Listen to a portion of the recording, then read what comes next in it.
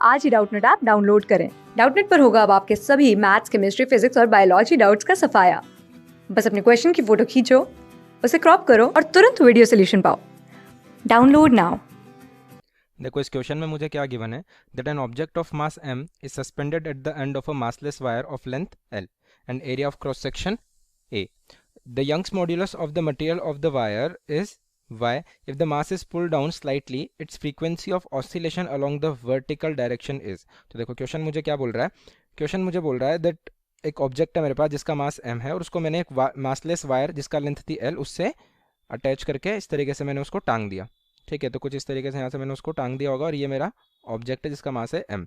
ठीक है, अब ये जो वायर है इसकी लेंथ मुझे गिवन है l है और इसका यंग्स मॉड्यूलस मुझे गिवन है y।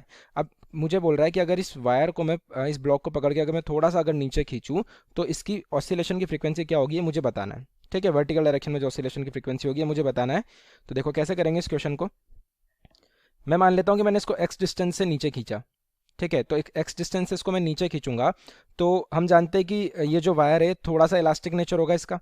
ठीक है, तो जब इसको मैं हल्का सा खींचूंगा तो ये वापस अपनी पोजीशन में आने का ट्राई करेगा। ठीक है, तो इस तरीके से खींचने के बाद रिलीज करने के बाद वापस ऊपर जाएगा।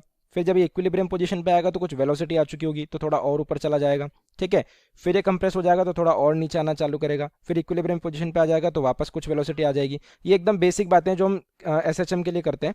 ठीक है, कुछ ऑसिलेशंस के लिए करते हैं। अभी हमें पता नहीं है कि ऑसिलेशन ये एसएचएम में होगा या नहीं होगा, ये हमें कब पता लगेगा जब हम एक्सेलरेशन और एक्स के बीच में रिलेशनशिप देखेंगे। ठीक है, तो मैं मान के चल रहा हूँ कुछ ना कुछ ऑसिलेशंस हो रहे हैं। ओके, तो अभी इसमें कुछ ना कुछ टेंशन रही होगी, कुछ ना कुछ इसमें टेंशन रही होगी, टी टेंशन, और ये इक्विलिब्रियम में तो इसका नीचे एम लग रहा होगा तो टी बराबर एम रहा होगा। एट इक्विलिब्रियम टी बराबर रहा होगा एम के। अब मैंने इसको थोड़ा सा नीचे खींचा, थोड़ा सा नीचे खींचा तो इसकी लेंथ में चेंज होगा। ठीक है, एक्स डिस्टेंस से नीचे खींचा यानी कि इसकी लेंथ में चेंज कितना हुआ, एक्स। यंग्स मॉड्यूलस में जानता हूँ क्या होता है, स्ट्रेस अपॉन स्ट्रेन। स्ट्रेस को लिख सकता हूँ फोर्स अपॉन एरिया, स्ट्रेन होता है डेल्टा एल बाय एल। ठीक है, तो जब मैंने इसको एक्स डिस्टेंस से नीचे खींचा तो इसमें कितनी फोर्स जनरेट हुई होगी वो यहाँ से लिख सकता हूँ मैं। एफ कितना हो जाएगा, Y A delta L by L. ठीक है, डेल्टा एल कितना है यहाँ पे, एक्स है, एक्स डिस्टेंस से नीचे खींचा तो यहाँ पे डेल्टा एल को मैं लिख सकता हूँ एक्स। ठीक है, ये है force and it is equals to mass into acceleration. तो यहाँ से एक्सेलरेशन की वैल्यू क्या निकल के आ रही है, Y A X by L into M. ये आई है मेरे पास एक्सेलरेशन की वैल्यू।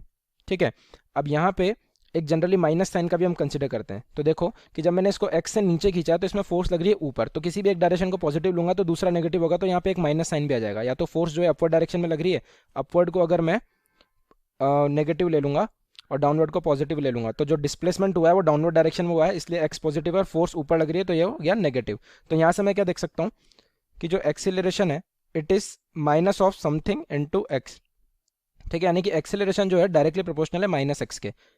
ठीक है, और एसएचएम में क्या होता है हमारे पास कि एक्सेलरेशन क्या होता है, minus omega square into x. तो ये माइनस एक्स के साथ जो टर्म मुझे दिख रही है यहाँ पे, क्या टर्म दिख रही है, Y A by L M. ये जो टर्म है ये किसके बराबर हो गई, ओमेगा स्क्वायर के बराबर। ठीक है, तो यहाँ से ओमेगा स्क्वायर की वैल्यू आई है मेरे पास Y A by M L.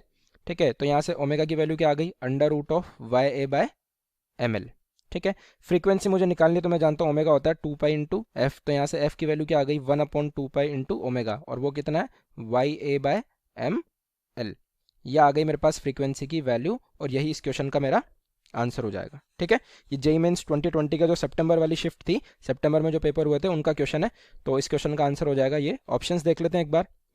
तो 1/2 पाई Y A by M L, तो 1/2 pi under root Y A by M L मुझे ऑप्शन नंबर 2 में दिख रहा है, तो इस क्वेश्चन का करेक्ट आंसर मैं मार्क कर दूंगा ऑप्शन नंबर 2। तो आई होप आप लोगों को क्लियरली समझ आया होगा।